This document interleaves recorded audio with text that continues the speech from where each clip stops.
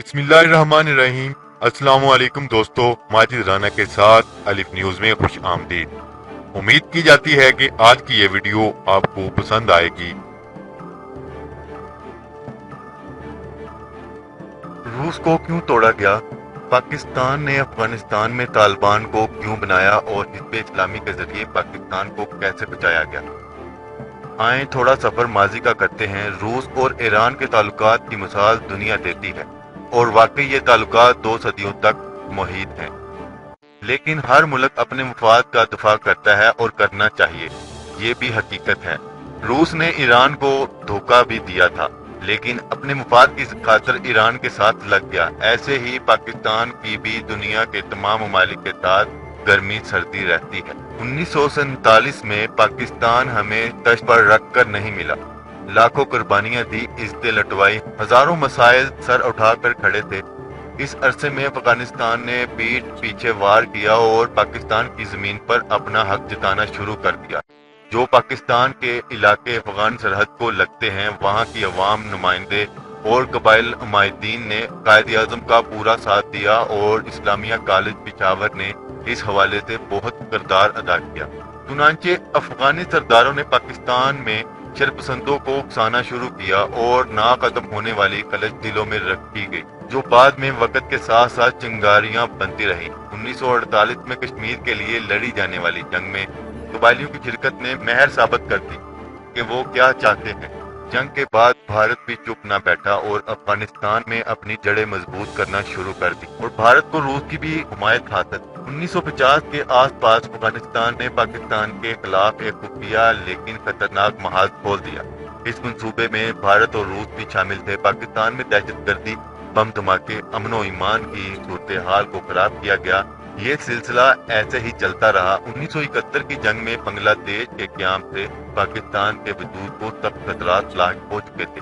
تقریباً 2 سال بعد پاکستان کی ملٹری انٹیلیجنس ایم آئی نے ایوانوں میں کھلبلی مچا دی۔ 9 فروری 1973 کو آدھی رات کے وقت ذوالفقار علی بھٹو، جو کہ اس وقت پاکستان کے وزیر اعظم تھے، خبر دی گئی کہ عراق بلوچستان کے علیحدگی پسندوں کو اسلحہ فراہم کر رہا ہے، نیز بلوچستان کو توڑنے کی سرتوڑ کوشش کی جا رہی ہے، اور B L F Balochistan liberation front کا ایک خفیہ دفتر بغداد میں بھی قائم ہے۔ عراقی سفیر اس گھناؤنے کام میں برابر کا شریک تھا۔ بلوچستان کے لوگوں کو افغانستان کے ذریعے بغاوت پر آمادہ کیا گیا اور عراقی ایمبیسی ان میں روسی ساختہ اسلحہ تقسیم کرتی رہی۔ اس کام میں روس نے بھی کافی معاونت کی تھی۔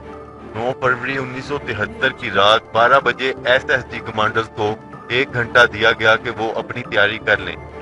یہ اپنی نوعیت کا پہلا اور بہت حساس آپریشن تھا۔ امبیسی پر چھاپا یا ریڈ دو ملکوں کے درمیان جنگ کا باعث بن جاتی ہے۔ چنانچہ پنجاب رینجرز اور ایس ایس جی کے کمانڈرز 10 فروری 1 بجے رات کو عراقی امبیسی کا گھیراؤ کر لیا گیا۔ عراق کی سفارتکار، ملٹری اتاشی اور تمام دوسرے عراقی اہلکاروں کو گرفتار کر لیا گیا۔ سفارت خانے کی تلاشی کے دوران 300 سے زائد روسی ساختہ مشین گنز اور 50,000 گولیاں برآمد ہوئی اور عراق جانے والی پہلی ہی فلائٹ میں عراقی سفیروں کو ناپسندیدہ شخصیت قرار دیتے ہوئے ملک بدل کر دیا گیا۔ یہ عراقی پلان تھا جس کا مقصد علیحدگی پسندوں کو، جو ملک میں بھی تھے اور ایران میں بھی تھے، ہتھیار دے کر ایران پر دباؤ قائم کرنا تھا۔ روس نے اس کا پورا ساتھ دیا، حالانکہ وہ ایران کا دوست ملک تھا۔ پاکستان کے ایسے چھوٹے چھوٹے حفاظتی بند نے روس اور بھارت کو پریشان کر کے رکھ دیا اور آخرکار انہوں نے انتہائی قدم اٹھانے کا فیصلہ کر لیا۔ اسٹیک ہولڈرز وہی تھے، بلکہ اس بار ایران بھی اس منصوبے میں شامل ہو چکا تھا، شاید اپنے علاقے کو بچانے کے لیے، لیکن اس بار آپریشن کی نوعیت بدلی گئی۔ افغانستان میں ایرانی اثر و رسوخ کو استعمال کرتے ہوئے روس نے افغانستان پر چڑھائی کر دی۔ اس وقت افغانستان میں روس کا مقابلہ کرنے کی طاقت بالکل نہیں تھی، لیکن زیادہ تر گروپ ایرانی حمایت میں روس کے ساتھ جا ملے۔ روس افغانستان سے داخل ہوتا ہوا بلوچستان کے ذریعے بحیرہ عرب تک پہنچنا چاہتا تھا۔ بھٹو کی بلوچستان کے بارے میں غلط پالیسیوں کی وجہ سے لوگوں میں حکومت مخالفت بہت بڑھ چکی تھی اور امید کی جا رہی تھی کہ روس کا ساتھ دیں گے، سوائے کچھ محب وطن سرداروں کے۔ चुनाचे पाकिस्तान की नेशनल सिक्योरिटी इंटेलिजेंस सर जोड़ कर बैठ गई और इन हालात में क्या करना चाहिए, भुट्टो को कत्ल केस में कैद कर लिया गया और जनरल जिया ने मुल्क की भाग दौड़ संभाल ली। अफगानिस्तान रूस और भारत को पाकिस्तान के खिलाफ एक पुल मुहैया कर रहा था। इनकी सरजमीन पाकिस्तान के खिलाफ इस्तेमाल होती रही, इसलिए पाकिस्तान ने अभी अपने असर-ओ-रसूख इस्तेमाल करने शुरू कर दिए। इस सिलसिले में हिज़्ब इस्लामी गुलबदीन को ISI की जानिब से मुकम्मल सपोर्ट किया गया और वो रूस के खिलाफ लड़े। गुलबदीन हिकमत-यार पहले ही ईरानी और रूसी निजात अफगान हुकूमत के सख्त खिलाफ थे। चुनाचे पूरी दुनिया इस्लाम से मुजाहिदीन को इकट्ठा करना शुरू किया गया। यहाँ ये बात अहमियत की हामिल है, इस वक्त तालिबान का नाम भी नहीं था। अफगानिस्तान में चुनाचे रूस ने अफगान पर चढ़ाई कर दी। बहुत से अफगानी ग्रुप रूस के साथ थे और हुकूमत पहले ही रूस और ईरान के हाथ में।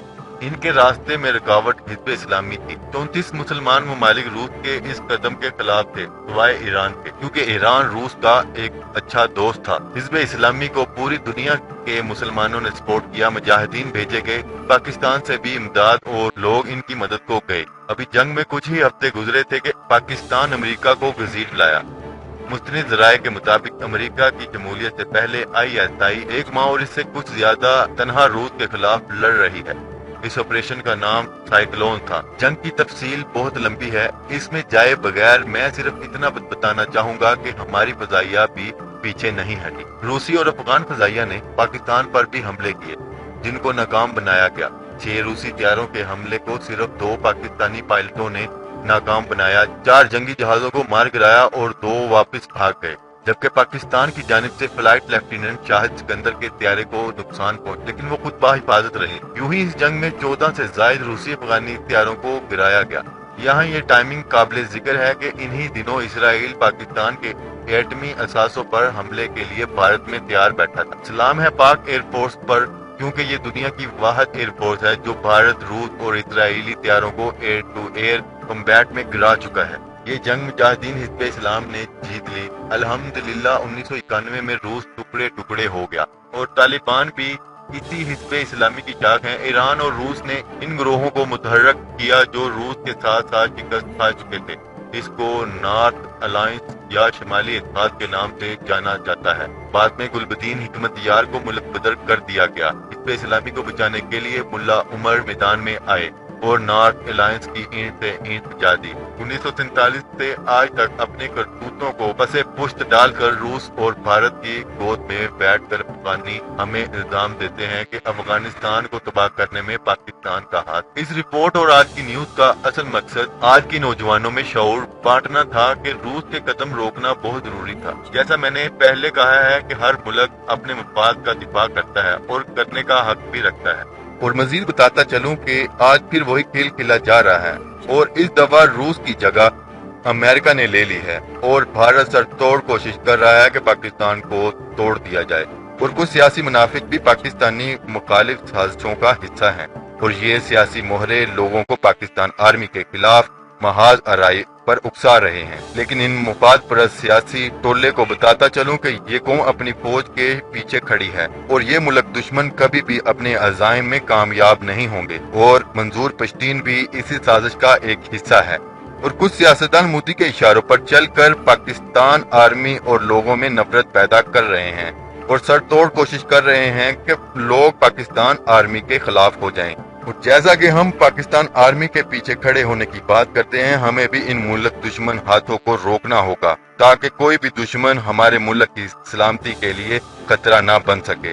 अपना ख्याल रखिएगा। पाकिस्तान जिंदाबाद, पाकिस्तान आर्मी जिंदाबाद और दुश्मनाने पाकिस्तान मुर्दाबाद।